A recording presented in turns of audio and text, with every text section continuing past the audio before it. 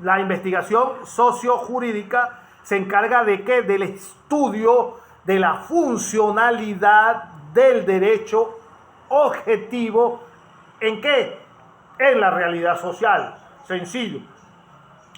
La investigación sociojurídica se encarga del estudio de la funcionalidad del derecho objetivo, pero en la realidad social. Fíjese que aquí estamos distinguiéndonos de la primera. En la primera solo estábamos tratando de investigando la norma jurídica con su tipo abstracto. Vean una diferenciación entre una tipología y la otra. En la dogmática jurídica estábamos tratando la norma jurídica en su componente abstracto. Ahora, en esta investigación sociojurídica, nos vamos a encargar del estudio de la funcionalidad del derecho objetivo, pero en la realidad social. La funcionalidad de la realidad jurídica, del derecho en la realidad jurídica normal. Ahora bien, la investigación sociojurídica va a describir la experiencia social a la que llamamos derecho. No es solo el objeto de estudio de la ciencia del derecho, sino que el fenómeno jurídico también puede ser estudiado. Por ejemplo, el sociólogo dando lugar a un campo de investigación que se conoce como sociología jurídica. Esta dimensión sociológica del derecho, es decir, va a ser la que va a percibir a el derecho como qué cosa. Los que ya vieron sociología jurídica van a percibir el derecho como un hecho social y contribuye a resaltar las complementarias dimensiones fácticas de toda normatividad positiva. Ello por cuanto la sociología jurídica va a ser esa otra disciplina fundamental al lado de la estrictamente normativa. Decía entonces que mientras en los estudios de dogmática jurídica se investiga lo que los humanos dicen que hacen con el derecho, repito, mientras que en los estudios de dogmática jurídica se va a estudiar lo que los humanos dicen que hacen con el derecho, en esta investigación sociojurídica se analiza lo que los hombres hacen prácticamente con el derecho. Con ello entonces tenemos que la visión sociológica del derecho añade a las normas jurídicas un mayor o un menor grado de efectividad social. Estos estudios se van a conectar con la eficacia de la norma jurídica, de la que nos habla, por supuesto, siempre la experiencia jurídica. Es decir, aquí lo que interesa es analizar si la norma jurídica se cumple o no en la realidad, sin entrar, por supuesto, a detallar su validez o su legitimidad. Ojo, eso es otra cosa. Lo que quiere comprobar la investigación sociojurídica o sociológica jurídica es analizar si la norma jurídica se cumple o no se cumple en la realidad. Por supuesto, no va a valorar su validez o su legitimidad.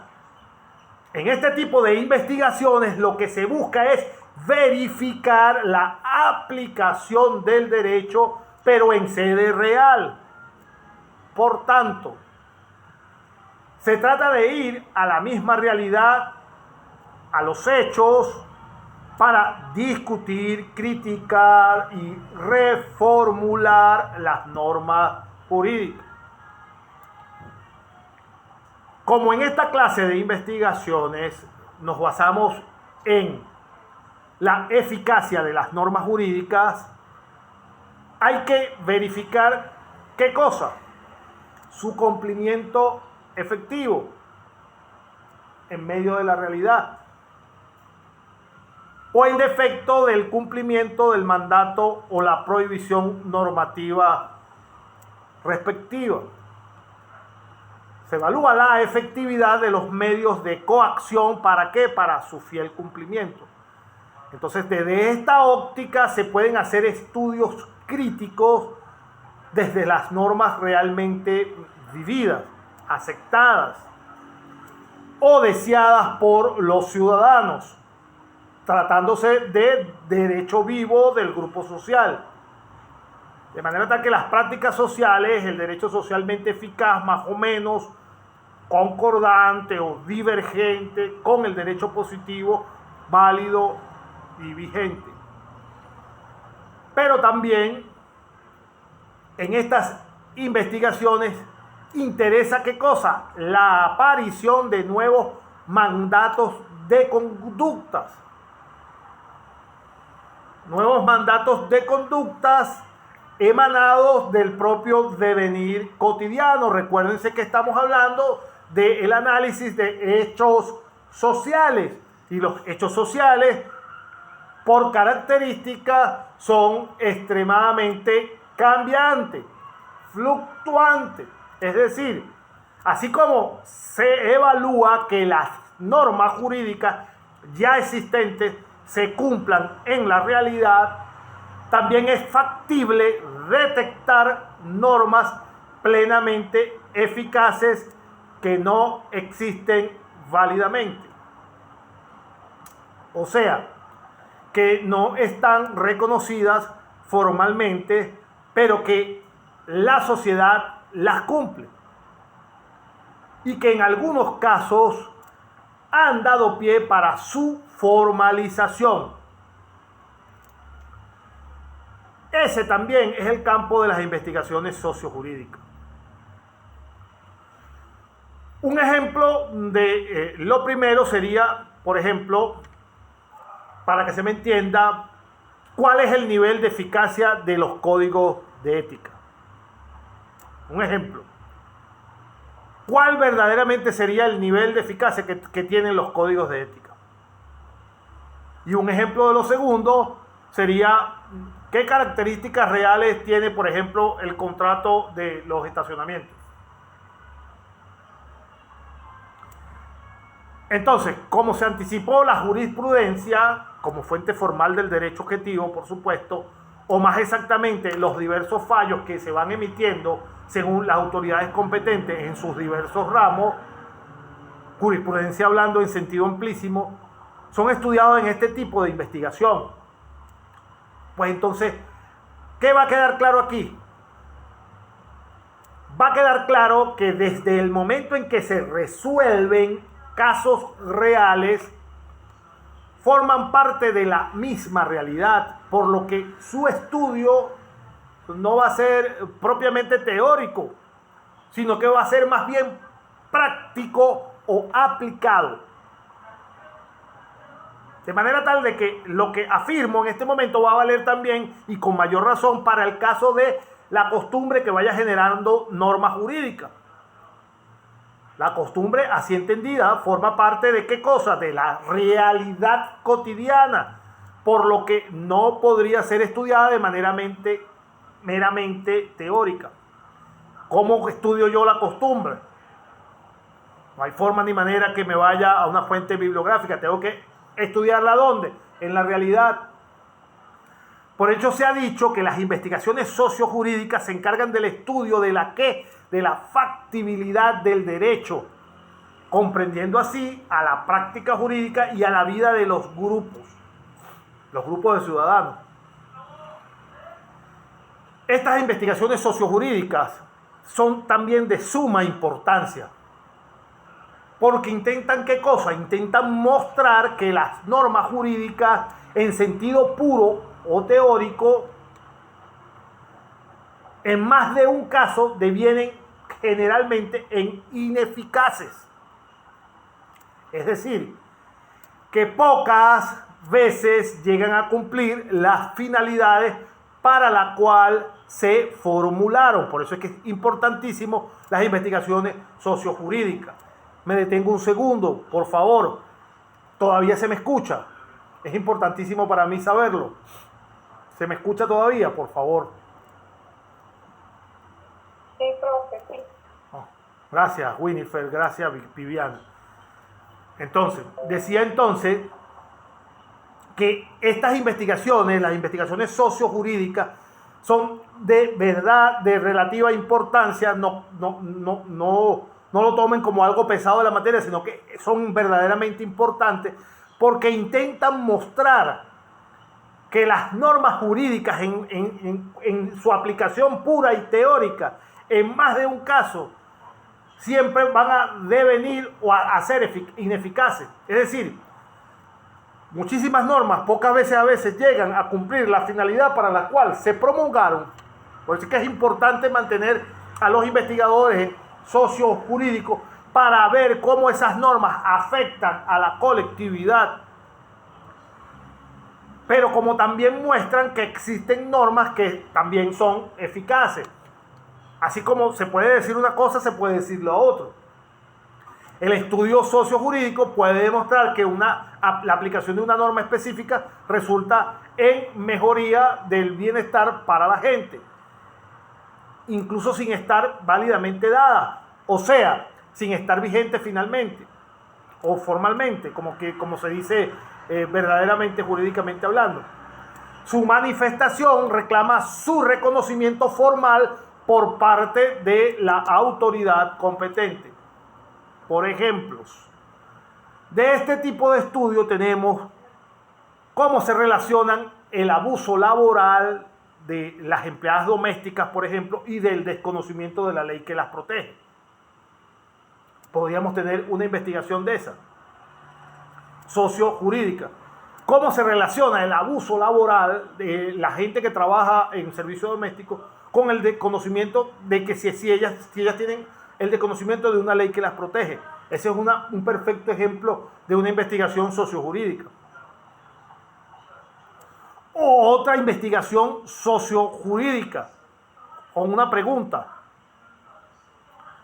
¿Cuáles son los factores socioeconómicos que han facilitado el incremento de la tipificación de los delitos de corrupción? Ejemplo de una investigación sociojurídica. Repito, ¿cuáles son los factores socioeconómicos que han facilitado el incremento de la tipificación de los delitos de corrupción? Otro ejemplo de una investigación sociojurídica. ¿De qué modo el mundo mediático influye en la apertura de investigaciones y en la imposición de sanciones? Otro ejemplo de una investigación sociojurídica.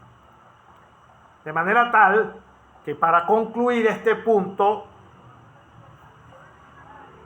llamémonos a lo fundamental también. Identificamos de qué se trata la investigación sociojurídica. Ahora, ¿qué cualidades debe tener el investigador para enfrentar este tipo de investigación? En este caso, ¿cuáles son las cualidades que debe tener el investigador? Van a ser diferentes a las cualidades que yo le suministré del investigador dogmático. ¿Por qué? Porque el investigador jurídico tiene que tener, en cuanto a una investigación sociojurídica, tiene que tener más bien es un alma de periodista, de reportero, mientras que el dogmático le dije que tiene que sentarse a leer, a investigar las doctrinas o los doctrinarios más excelsos en cuanto al tema que está investigando. Tiene que ser una persona aficionada a la lectura, tiene que dedicarse a analizar cada uno de los textos que lee, indagar y pasar horas sentado al frente de la computadora o al frente de los libros o en su escritorio redactando. Ese es el investigador dogmático, pero el investigador, en cuanto a un investigador sociojurídico, tiene que tener un espíritu de un reportero o un periodista. ¿Por qué? Porque se trata de un estudio de la realidad. El investigador debe ser capaz de inmiscuirse en los temas reales. Debe saber manejar con suma facilidad las técnicas que le faciliten integrarse a los diferentes grupos humanos o sectores de información que él pretenda estudiar. Aquí hay que ser atrevido y osado para poder obtener la información que se necesita. Si el investigador que pretende hacer una investigación sociojurídica es excesivamente parsimonioso o introvertido, demasiado tímido, está en una desventaja descomunal en esta clase de investigaciones. No sirve para estas investigaciones. Si el estudio dogmático jurídico es un estudio de escritorio, como les decía, el sociojurídico es un estudio netamente de campo. Así que se necesita ser una especie de explorador, montarse el morral e irse de paseo a buscar las fuentes de información para concluir la investigación. Por ello mismo, los métodos y técnicas a utilizarse en este tipo de estudio no le pertenecen al derecho, sino que están prestados ¿a qué cosa? A la sociología jurídica, a la sociología como tal. Por lo que hay que recurrir a ella para conocer cuál será el método adecuado para nuestra investigación. Resaltando entre ellos, por ejemplo, el método etnográfico. ¿Saben qué significa en la etnografía? ¿Saben qué significa la etnografía? ¿Alguien me quiere decir? Si no saben, no es una pregunta de examen, es simplemente les estoy preguntando eso a ver si todavía me escuchan. Pero si alguien me quiere responder qué significa la etnografía, a ver. No, profe, no sé. O sea, que sí me escucha. Gracias, Winfred. Todavía me están escuchando. No, está bien, no es necesario que supieran en este momento. La etnografía no es más que ese método que es utilizado por la antropología social y las ciencias afines. La antropología social, la sociología como tal es afín a la antropología. ¿Y qué es la etnografía? Es ese método utilizado generalmente por la antropología social que va a permitir describir y analizar las costumbres, prácticas, creencias, lugares y espacios y formas de vida de la sociedad que el sociólogo o el antropólogo se adentra a investigar. Eso es lo que hace el método etnográfico. Entonces, gracias a él se puede ser capaz de introducirse en una comunidad o en un grupo humano para poder estudiarlo sin alterar sus hábitos. Porque si yo pretendo hacer una investigación sociojurídica, tengo que saber adentrarme a esa comunidad específica y observarla sin interrumpirle su hábito, sin interrumpirle su forma de ser. Porque si no, entonces no estaría recogiendo o recabando información fidedigna si yo le altero con mi presencia el comportamiento general en cuanto a la observación. De manera tal que este aspecto es importantísimo que lo posea el investigador que pretende hacer una investigación sociojurídica. Dado este punto, creo que nos da tiempo para hablar un poco más de nuestra próxima investigación, que sería exactamente, ya les paso la página, la investigación filosófico-jurídica. Con esta cerramos, mis estimados estudiantes. Ya son 1/4 para las 2.